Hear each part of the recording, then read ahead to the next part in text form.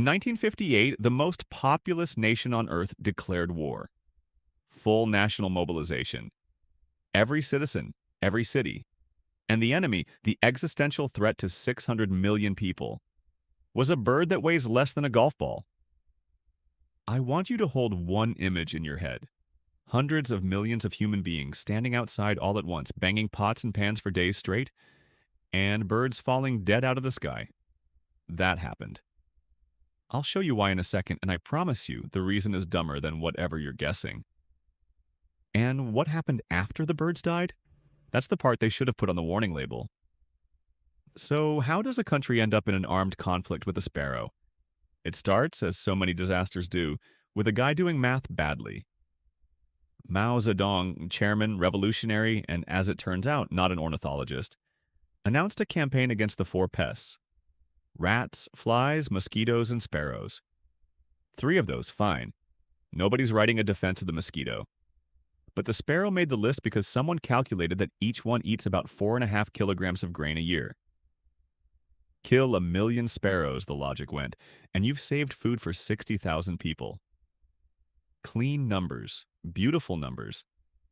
Numbers with one tiny flaw we'll get to, and when we do, you're going to physically wince. Because here's the thing about sparrows. You can't really shoot them all. Too small, too fast, too many.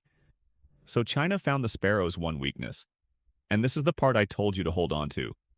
A sparrow can only stay in the air for so long before it has to land and rest.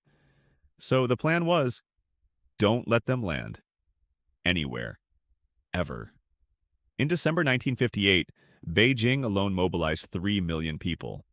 They organized in shifts, they climbed rooftops, they stood in fields, on walls, in trees, waving flags, beating drums, banging pots, pans, gongs, a coordinated, city-wide, round-the-clock wall of noise with one goal: keep every sparrow airborne until its heart gave out.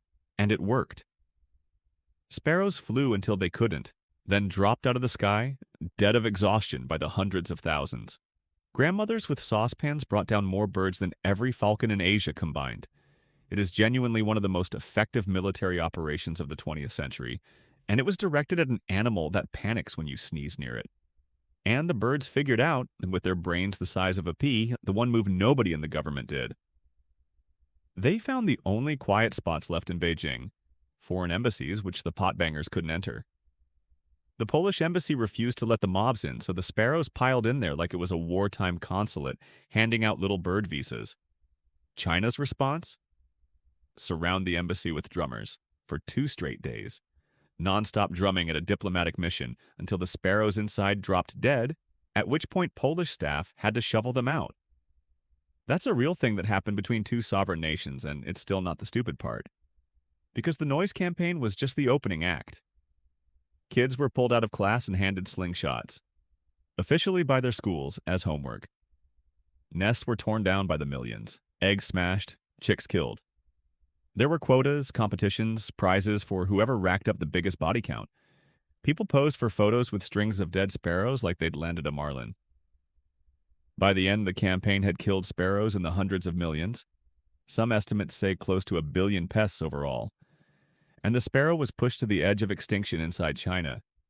An entire species functionally deleted from the world's 3rd largest country by hand in about a year. Now, remember that tiny flaw in the math?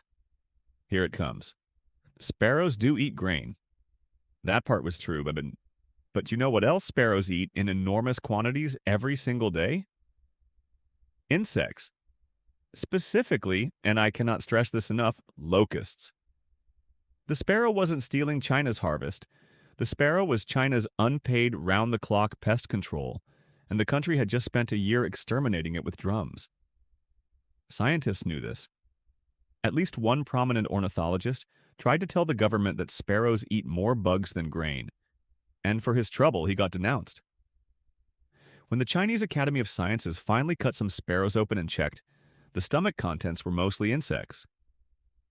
That report landed after the birds were already gone, which is a bit like reading the instructions after you've assembled the bookshelf, except the bookshelf is an ecosystem and it's now on fire. With their number one predator wiped off the map, the locusts did what locusts do when nobody's eating them. They multiplied into clouds. Swarms descended on the fields and ate crops on a scale no sparrow could have dreamed of.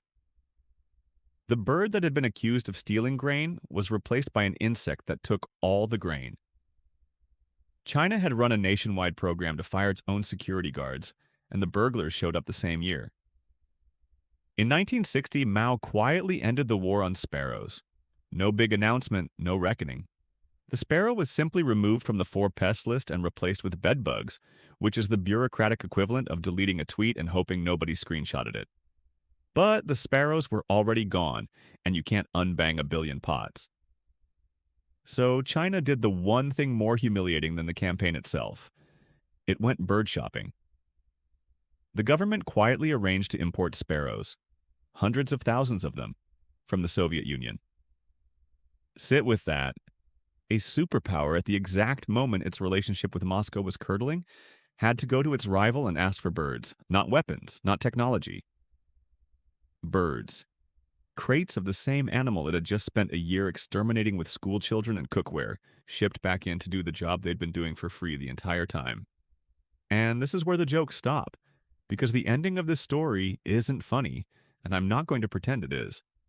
The locust swarms and crop destruction fed into a much larger catastrophe. The Sparrow campaign wasn't the only cause, but it collided with disastrous agricultural policies, false harvest reporting, and drought. But it removed a natural defense at the worst possible moment. Between 1959 and 1961, China experienced the deadliest famine in recorded human history. Estimates of the death toll range from 15 million to 45 million people.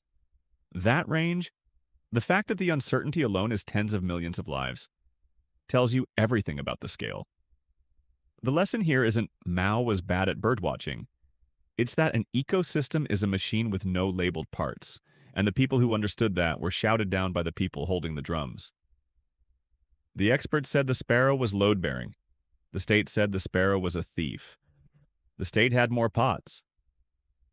Every so often, somebody looks at a system they don't fully understand, identifies the one visible piece they don't like, and rips it out.